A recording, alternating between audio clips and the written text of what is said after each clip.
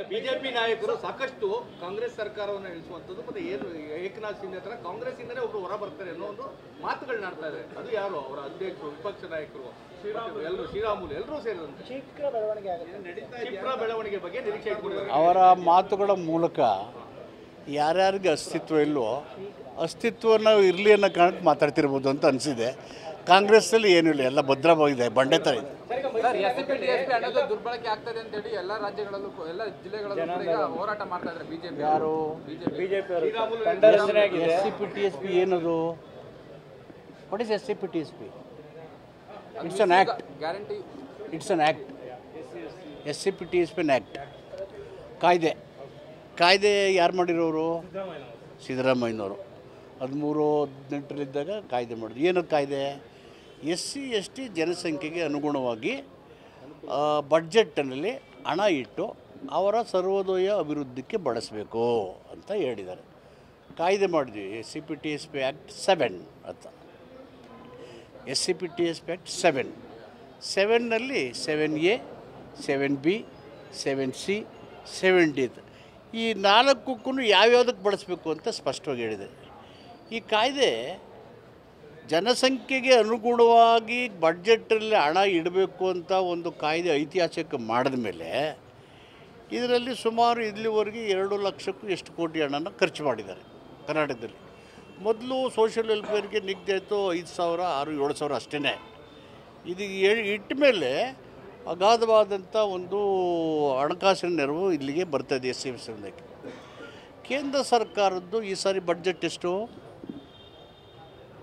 50 ಲಕ್ಷ ಕೋಟಿ. SC/ST ಜನಸಂಖ್ಯೆ ಎಷ್ಟಿದೆ ದೇಶದಲ್ಲಿ? More than 24%.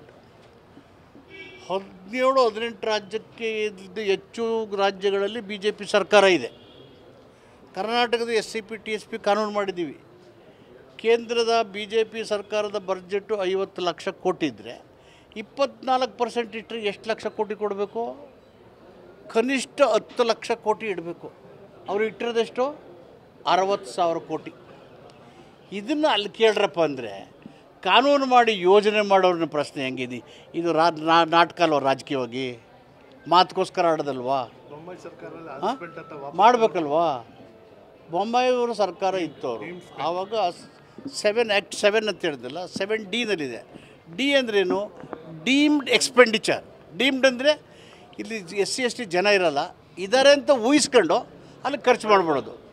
10,000 ಕೋಟಿನ ದುರ್ಬಳಕೆ ಮಾಡಿಕೊಂಡ್ರು. ಇವ್ರು ಯಾರೂ ಮಾತಾಡಲಿಲ್ಲ ಅವಾಗ. ಯಾವಾಗ?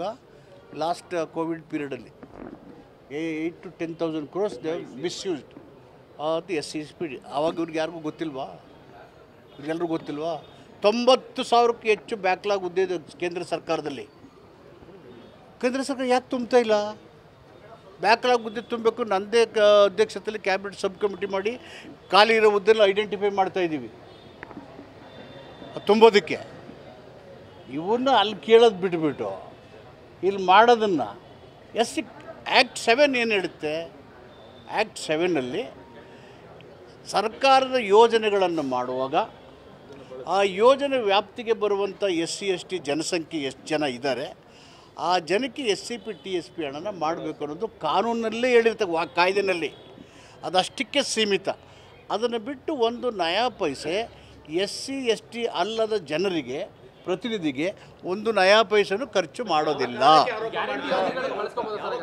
ಹೌದು, ರಾಜಕೀಯ ಸುಮ್ಮನೆ ರಾಜಕೀಯ ಮಾಡೋಕ್ಕೆ ಯೋಗ್ಯ. ನಾನು ಹೇಳಿದ್ನಲ್ಲ, ಈಗ ಕೇಂದ್ರದಲ್ಲಿ ಹೇಳ್ಬೇಕಲ್ಲ, 50 ಲಕ್ಷ ಕೋಟಿ ಇಟ್ಬಿಟ್ಟು 60,000 ಕೋಟಿ ನೀವು ಸೋಷಿಯಲ್ ಜಸ್ಟಿಸ್ ಮಿನಿಸ್ಟರ್ ಕೊಟ್ಟರೆ ಏನು ಮಾಡ್ತೀರಿ ಅಭಿವೃದ್ಧಿನ? ನೀವು ಏನು ಮಾಡಬೇಕಲ್ವ ಕಾಳಜಿ ಇರೋರು? 94 ಲಕ್ಷ ಸಾವಿರ ಬ್ಯಾಕ್ಲಾಗ್ ಹುದ್ದೆ ಕೇಂದ್ರ ಸರ್ಕಾರದ ಇಲಾಖೆಗಳಲ್ಲಿ ತುಂಬಬೇಕಲ್ವ? ಅದನ್ನೆಲ್ಲ ಬಿಟ್ಟುಬಿಟ್ಟು ಆಮೇಲೆ ಎಲ್ಲ 1ರಿಂದ 8 ಸ್ಕೂಲ್ ಹುಡುಗರ ಫೀಸೆಲ್ಲ ಸ್ಕಾಲರ್ಶಿಪ್ ಎಲ್ಲ ನಿಲ್ಲಿಸ್ಬಿಟ್ಟಿದ್ರು ಕೇಂದ್ರ ಸರ್ಕಾರದವರು. You are not giving. ಇದನ್ನು ಮಾತಾಡಿ ಕೇಂದ್ರ ಸರ್ಕಾರದಿಂದರೆ ನಾವು ಮಾಡಿರೋ ಕಾನೂನುಗಳು ಇಡೀ ಇಂಡಿಯಾ ದೇಶಕ್ಕೆ ಮಾದರಿ. ಹೀಗಾಗಿ SCP-TSPನ ಯೋಜನೆಗಳಿಗೆ, ಗ್ಯಾರಂಟಿಗಳಿಗೆ ದುರ್ಬಳಕೆ ಮಾಡುವ ಪ್ರಶ್ನೆ ಬರೋದೇ ಇಲ್ಲ.